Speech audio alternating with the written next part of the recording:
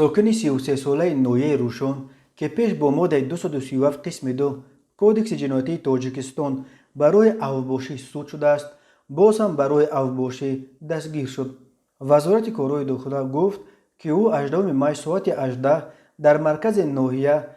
در حالت مستی از احسیات اوباشی ترتیبات جمعیتی را ویران نموده با مرد 34 ساله ساکن روشن مناقشه کرده، با آلات خلنده و برنده یک مرتبه به قسم چپ شکمش زده است. در نتیجه جبر دیده به سلامتیش جراحت جسمانی برداشته در بیمارخانه بستری گردیده است.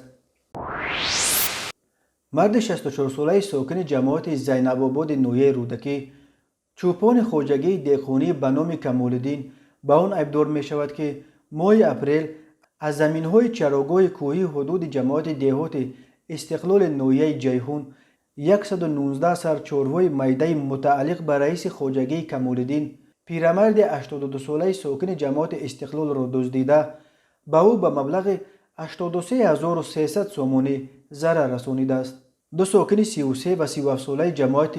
یوسف یووان که از این پیش هم برای دزدی سود شدند به آن گمان بر می شوند که شب 12 ماه تخمینا ساعت 21:50 از زمین‌های خواجگی دهقانی به نام نظیر عزیز واقع در جماعت دهات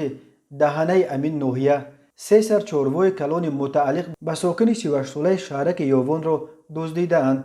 ضرر رسانیده شده 12000 سومانی را تشکیل می دهد. همچنین یک جوان 23 ساله ساکن جماعت قرطاق در کنار شهر ترسانزاده برای آن دستگیر شد که صبح 18 ماه ساعت 9:00 با راه پنهانی به منزل استقامتی یک امدیه 28 سالش در آمده از آنجا 15000 سومانی را دزدیده است.